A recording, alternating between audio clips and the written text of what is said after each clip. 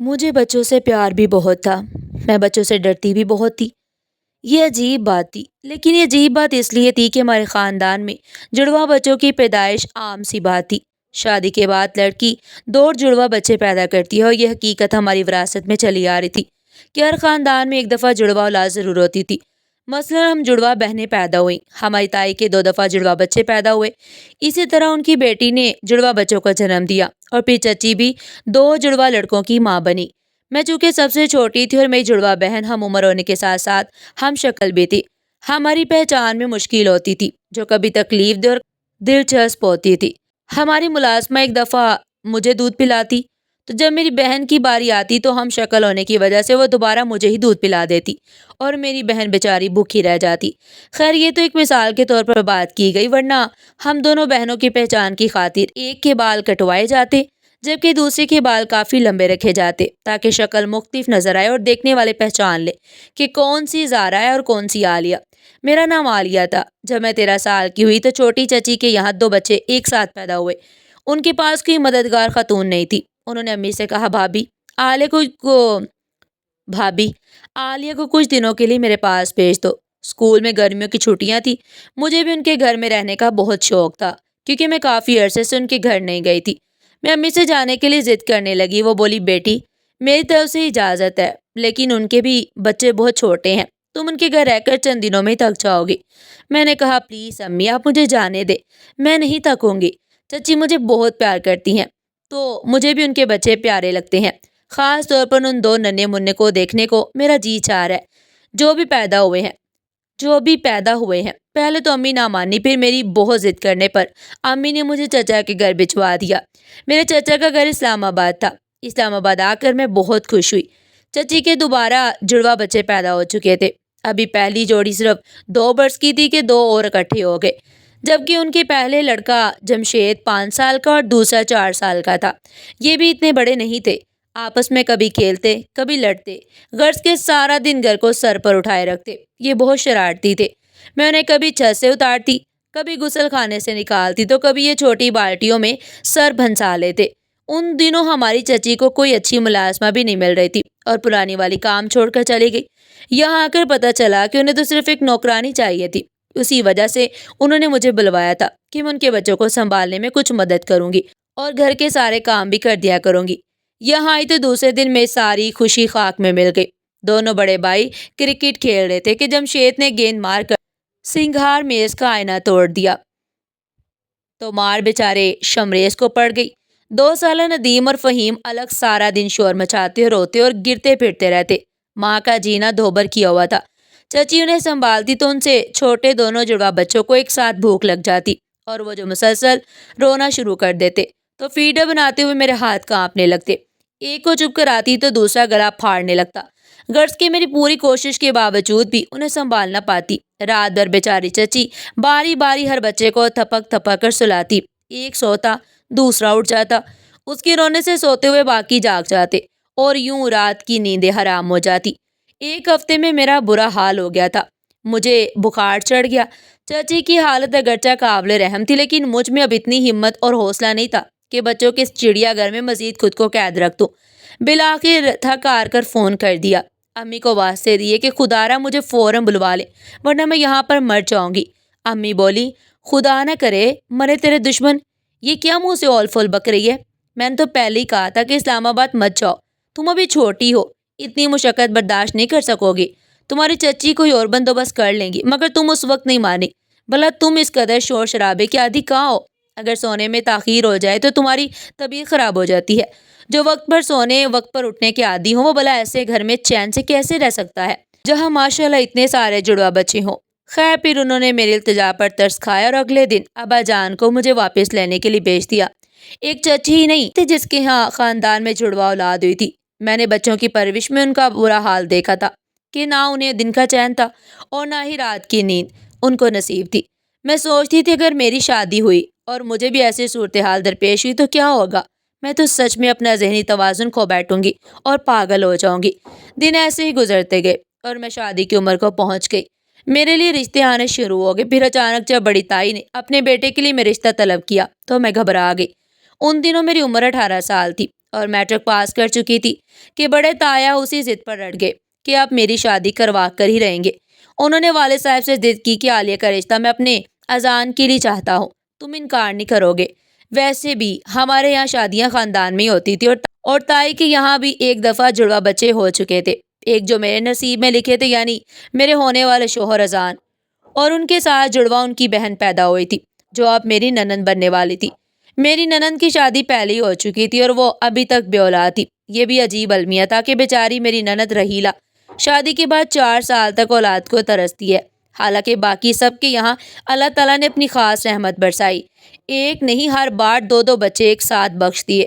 بے شک اولاد بڑی نعمت ہے، یہ ایسا میٹھا پھل ہے جو اس سے محروم ہوتے ہیں کوئی ان کا دکھ پوچھے، لیکن میں نے اپنے خاندان میں اولاد کی اس نعمت کی پرورش میں جس طرح ان کی ماں کو خوار ہوتے دیکھا، تب سے جڑوا بچوں سے ڈر لگنے لگا۔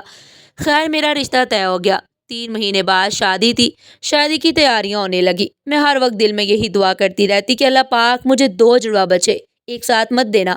میرا یہی سوچ کر برا حال تھا، بالآخر میں شادی کا دن آن پہنچا اور میں دلہن بن کر اذان کے گھر آ گئی۔ شادی کے 1 سال بعد اللہ تعالیٰ نے اولاد کی نعمت سے بھی سرفراز کر دیا، پہلے بیٹی اور پھر بیٹا ہوا، دونوں میں 4 سال کا گیپ تھا۔ میں سکون میں تھی، لیکن 2 جڑوا بچوں کی خوشخبری سے دل ڈر جاتا رہا۔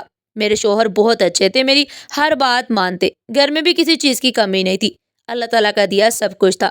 میں بھی خوش تھی کہ اللہ تعالیٰ نے میری دعا قبول کی اور میرے جڑوا بچے پیدا نہیں ہوئے۔ بڑی تائی اگرچہ ہم سے پیار کرتی تھی، مگر جب ساس بنی تو سخت مزاج کی ہو گئی۔ میں سارا دن کام کرتی تو ابھی وہ خوش نہ ہوتی، تب بھی میں سوچتی کہ آخر انہیں ہو کیا گیا ہے، اتنی خدمت کرتی ہوں، ہر حکم مانتی ہوں، پھر بھی ناراض رہتی ہیں، آخر میرا قصور کیا ہے؟ اذان سے کہتی ہوں تو یہ کہہ کر چپ کرا دیتے ہیں کہ کوئی بات نہیں، تم برداشت کرو، میں اپنی طرف سے تمہیں کوئی تکلیف نہیں دوں گا، مگر وہ میری ماں ہے، ان کی شان کوئی گستاخی نہیں کر سکتا، تم بس کام کرتی رہو، باقی وہ خوش ہوں یا ناراض یہ ان کا کام ہے، لیکن تمہاری طرف سے کوئی کوتاہی نہیں ہونی چاہیے، میں یہ ہرگز برداشت نہیں کروں گا۔ خیر میں نے اپنے شوہر کی باتیں اپنے پلے باندھ لی اور اپنی ساس کو کوئی بھی جواب نہیں دیتی، وہ مجھے برا بھلا بھی کہہ دیتی تو میں چپ کر کے سہ لیتی۔ دن اسی طرح گزر رہے تھے۔ میری ننند رحیلہ کی شادی مجھ سے 3 سال پہلے ہوئی تھی اور اب ان کی شادی کو 8واں سال تھا۔ بہت جتن کر لیے، علاج بھی بہت کروایا، شہر کو کوئی ڈاکٹر نہیں چھوڑا، مگر اللہ تعالیٰ نے اولاد سے محروم رکھا، اس وجہ سے وہ بہت پریشانی میں رہ گئی تھی۔ اکثر جب وہ ملتی تو میں نے یہ نتیجہ نکالا کہ ہو نہ ہو انہیں یہ حسرت ہوتی ہے کہ مجھے اللہ نے اولاد سے نوازا ہے لیکن اسے محروم رکھا ہے۔ میں ہر وقت یہی دعا کرتی کہ اللہ پاک میری ننند رحیلہ کو بھی اولاد عطا کر دے تاکہ ان کا مرجھایا ہوا من کھل جائے۔ انہیں دنوں میں طبیعت خراب ہوئی تو میں لیڈی ڈاکٹر کے پاس گئی، اس نے خوشخبری سنائی کہ میں امید سے ہوں اور اس دفعہ اللہ تعالیٰ نے مجھے جڑوا بچوں سے نوازا ہے۔ یہ خوشخبری سن کر میں خوش ہونے کی بجائے کانپ گئی۔ جڑوا بچوں کی ماؤں کا حشر مجھے پہلے سے معلوم تھا کہ جڑوا بچوں کو پروان چڑھانا کس قدر دشوار ہوتا ہے، مجھے تو سارے گھر کا کام بھی کرنا ہوتا تھا۔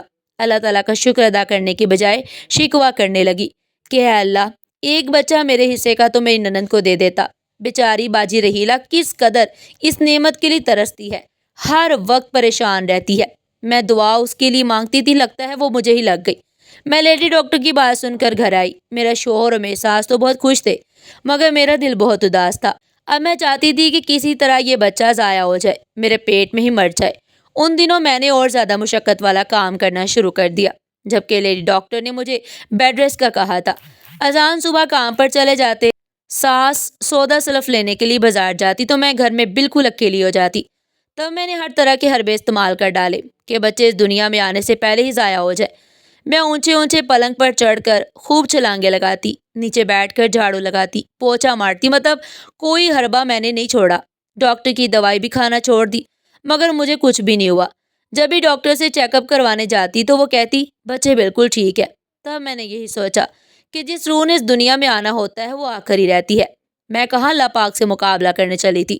شکر ہے مجھے وقت پر عقل آ گئی تھی، شاید اللہ تعالیٰ نے مجھے ہدایت کا راستہ دکھا دیا تھا۔ میں ایک نہیں 2 بچوں کی جان لینے پر تلی ہوئی تھی اور یہ بھی نہ سوچا کہ یہ سب کرنے سے میری اپنی جان کو بھی خطرہ ہو سکتا ہے۔ میں نے 5 وقت کی نماز شروع کر دی اور اللہ تعالیٰ سے اپنے کیے پر رو رو کر گر گرا کر معافی مانگی۔ ایک دن سوچا کہ اگر دونوں اللہ کے فضل سے صحیح سلامت اس دنیا میں آ جائے تو کیوں نہ اپنی ایک اولاد ننند کی گود میں ڈال دوں، یوں وہ بھی خوش ہو جائے گی اور ساس بھی راضی ہو جائیں گی۔ لیکن پر اگلے ہی لمحے اس خیال کو ذہن سے جھٹک دیتی کہ وقت آنے پر دیکھی جائے گی۔ ابھی سے ایسی بات کیوں منہ سے نکالوں کہ پھر پوری نہ کر سکی تو کیا ہوگا؟ بعد میں انہوں نے کہا کہ ایک بچہ تم میری بیٹی کو دو گی تو اس کی ممتا بھی ٹھنڈی ہو جائے گی۔ یہ بات انہوں نے میرے شوہر سے منوا لی۔ اللہ نے وقت مقررہ پر دو چاند سے بیٹے عطا کر دیے۔ ننند اور نندوئی کمرے سے باہر کھڑے تھے کہ خوشخبری آئے تو وہ جولی پھیلا کر میری اولاد کو مجھ سے مانگ لے۔ چونکہ دونوں ہی بیٹے تھے لہٰذا میری ننند مزید خوش ہوئی کہ ان کے حصے میں بیٹا آئے گا۔ ابھی بچوں کی پیدائش کو ایک دن ہی گزرا تھا اور میں نے انہیں دیکھا بھی نہیں تھا کہ رحیلہ اور ان کے شوہر اسپتال میں سوالی بن کر آ گئے۔ میرے شوہر نرسری سے دونوں بچوں کو اٹھا کر لائے تو میں نے پیٹھ موڑ لی۔ انہوں نے بچوں کو میری پشت کے پیچھے لٹا دیا اور کہا کہ انہیں دیکھو گی نہیں؟ میں نے جواب دیا نہیں، پہلے رحیلہ باجی ایک کو لے جائے تب میں دوسرے کو دیکھوں گی۔ ایسا نہ ہو کہ دیکھنے کے بعد میں اپنے وعدے کا پاس نہ کر سکوں، کیونکہ میں ماں ہوں، بچے ایک ہوں یا زیادہ سبھی ماں کو پیارے ہوتے ہیں۔ اذان نے اپنی بہن سے کہا باجی آگے آئیے اور جو بچہ آپ کو پسند ہو اٹھا لیجئے۔ وہ آگے بڑھی اور دونوں بچوں کو دیکھا اور پھر اس طرح پسند کرنے لگی جیسے کوئی دکان پر جا کر کھلونا پسند کرتا ہے کہ یہ نہیں یہ والا چاہیے۔ انہوں نے دونوں بچوں کو باری باری اٹھایا، دونوں کی بازو پر ٹانگے، جسم کے ہر عضو کو چیک کیا کہ کہیں کوئی مسئلہ تو نہیں۔ اس بات سے مجھے بے حد تکلیف ہوئی، میرے شوہر کی بھی صورت اتر گئی۔ بہرحال انہوں نے پسند کر کے ہمارا ایک بیٹا اٹھا لیا اور اسپتال سے دونوں میاں بیوی چلے گئے۔ میرا دل رونے لگا۔ اب پتہ چلا کہ ایک ہو یا جڑوا، بچے ماں کا دل ہر حال میں لرز جاتا ہے۔ جب وہ بچے کو اٹھا کر اپنی بہن کے ہاتھ میں دے رہی تھی، خیر میں نے صبر کر لیا۔ میرا بیٹا جس کا نام انہوں نے فخر رکھا، اپنی پھپھو کی گود میں پلنے لگا۔ وہ اسے ہمارے گھر لاتی، میں پیار کرتی مگر دل تھام کر، یہ سوچ کر اپنی ننند کو دے دیتی کہ اب ان پر یہ ظاہر نہ ہونا چاہیے کہ میں بیٹا دے کر خوش نہیں ہوں۔ وقت اسی طرح سے گزرتا رہا۔ فخر اور نعمان دونوں اللہ تعالیٰ کی رحمت سے بڑے ہونے لگے۔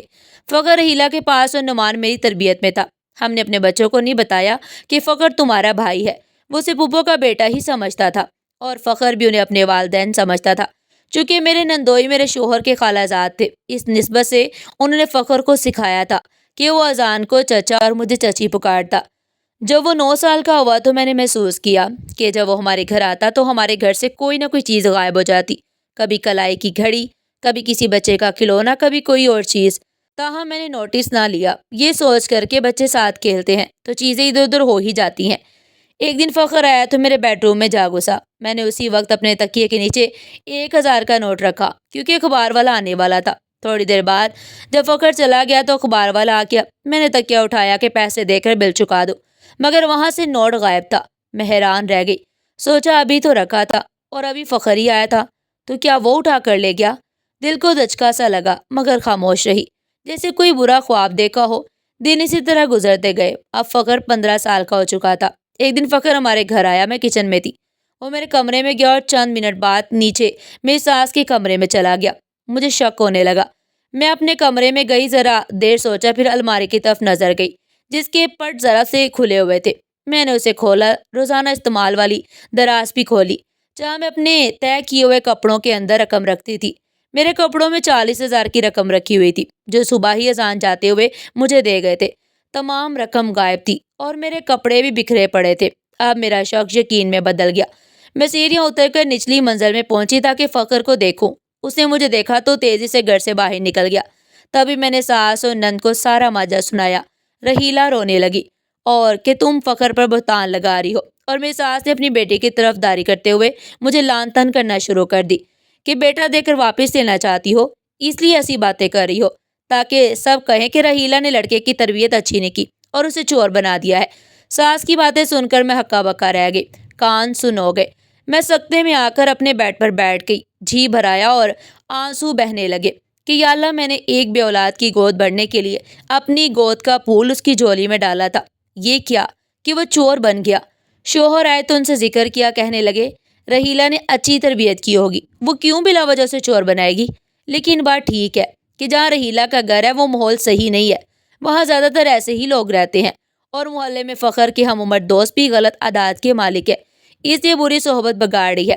میں بھائی صاحب سے بات کروں گا، رحیلہ عورت ہے اور وہ جذباتی ہو جائے گی کیونکہ فخر سے بہت محبت کرتی ہے۔